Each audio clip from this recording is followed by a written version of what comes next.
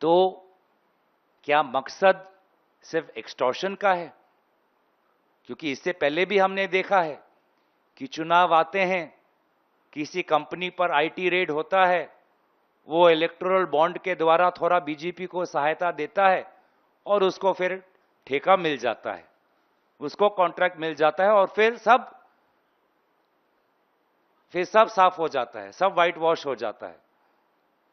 तो क्या ये जो कार्रवाई हुई ये बस 1.5 करोड़ रुपए तक जब्त करने तक ही सीमित रहेगी? क्यों इस पर राज्य सरकार ने कोई कार्रवाई नहीं की? क्यों इस पर केंद्र सरकार ने कोई कार्रवाई नहीं की? क्या यह है नेडा का काम? असम मेघालय से यही काम हो रहा है? यही है वास्तविक स्थिति। वो राइजिंग नोटिस तो वो उद्योग जो भविष्य में होगा नहीं होगा पता नहीं, लेकिन वास्तव में ये इस प्रकार का कोयला सिंडिकेट उत्तर पूर्वांचल की इकोनॉमी, इकोलॉजी और सोसाइटी में तनाव पैदा कर रहा है, तनाव पैदा कर रहा है।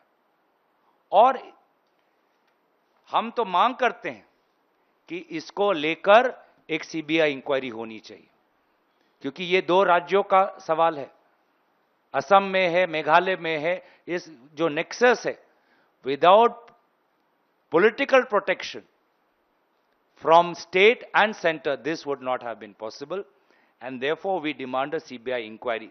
And this shows the menace of coal, despite rat hole mining being banned, despite rat hole mining being seized. This just shows the fact that all this was made public, and yet the state government has taken no action.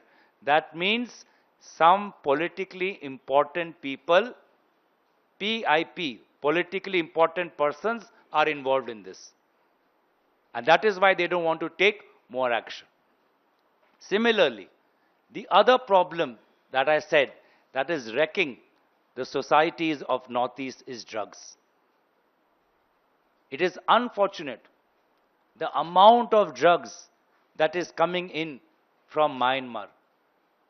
And I'm unable to fathom why the BJP and its allies, being in power in the Northeast, Union Home Minister Amit Shah visiting Northeast so many times, they are still unable to arrest this menace of drugs. Let me read out a few lines from this note. Drug menace in this विचित्र काम इस साल के अप्रैल महीने में हुआ। 24 तारीख को ईडी ने विभिन्न जगहों पर छापे मारे। वे हैं जगदीगितिम, नौगाल बिब्रा, जडुगोफा, मार्गरीटा, गुवाहाटी। ये स्थान मेघालय और गुवाहाटी में हैं। और ये छापे मारने के बाद उन्होंने, मतलब ईडी ने 25 तारीख को एक प्रेस रिलीज जारी की। इस प्रेस रिलीज में किस प्रकार का अवैध कोयला का एक सिंडिकेट नेक्सस मेघालय, असम में चल रहा है, उसका विवरण ईडी ने किया है। सिंडिकेट शब्द का इस्तेमाल तक उन्होंने किया है। अपने प्रेस रिलीज में उन्होंने कहा कि ED investigation further revealed that a syndicate having persons from Meghalaya and Assam is in charge of ensuring that the trucks containing illegal coal clear the borders of Meghalaya and enter into Assam without any checking, restrictions, where papers were prepared to show this as legally mined coal. The syndicate used to charge rupees 1.27 lakh to rupees 1.5 lakh per truck from the mine owners in the name of commission patronage in cash.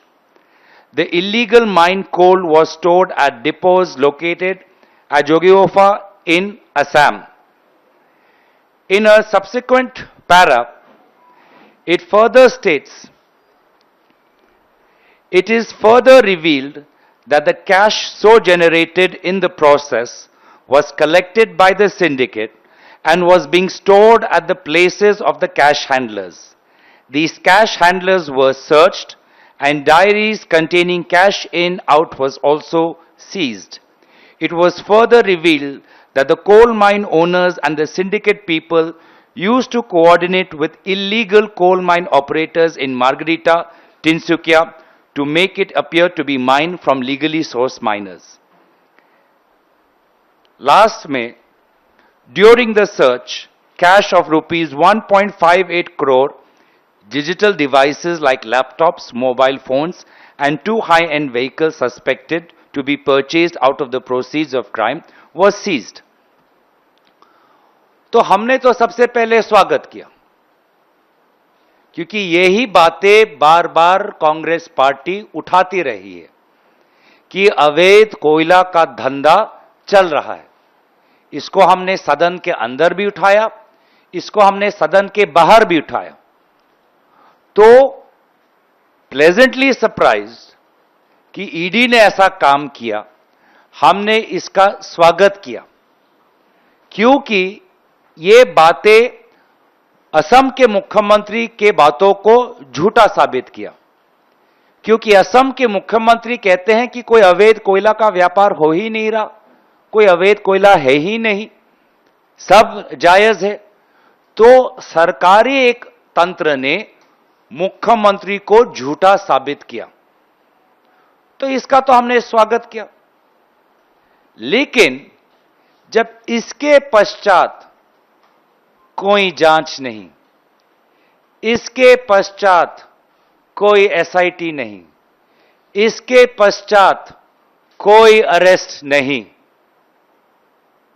तब हमारा संदेह ED की तरफ भी गया कि क्या ED वास्तव में लोगों को गिरफ्तार करना चाहते हैं, या जब उन्होंने कहा during the search cash of rupees 1.58 crore was seized, वहीं तक उनका काम सीमित हो गया।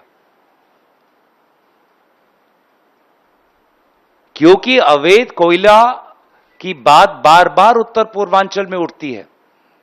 इस साल के शुरुआत में जनवरी में आपको याद होगा, लगभग 40 दिन राज्य सरकार, केंद्र सरकार असम के उमरांगसाउ अंचल में 6-7 श्रमिक जो अवैध रैटहोल माइन में फंस गए थे, उनको निकालने की कोशिश कर रहे थे। लगभग 40 दिन लगे, 44 डेज टू बी प्रिसाइज, और तब जाके उनके मृतकों की लाश निकली और इल्लीगल रैटहोल माइन पता चला। और जनवरी के बाद जब राज्य सरकार ने एक एसआईटी बनाई, जांच की, तो पता चला कि लगभग 245 इल्लीगल रैटहोल माइंस असम में चल रहे हैं, और ये इल्लीगल रैटहोल माइंस बंद कर दिए। हमने उसका स्वागत किया, लेकिन उसके पश्चात किसकी छत्र छाया में ये इल्लीगल रैटहोल माइनिंग हुए? जिला प्रशासन, जिला पुलिस क्या कर रही थी? माइंस एंड मिनरल्स डिपार्टमेंट क्या कर रहे थे? और हमको लगा कि अवैध कोयला शायद अब बंद हो गया होगा, कि जब 250 रैटहोल माइंस बंद हुए, सीज हुए। लेकिन जब ईडी का यह छापा 4 तारीख को, अप्रैल के 25 तारीख को हुआ, तो हमको पता चला कि नहीं, जनवरी के बाद अगर जब्त भी हुए कोई इल्लीगल रैटहोल माइंस, अभी भी उत्तर पूर्वांचल में, असम, मेघालय में यह चल रहा है।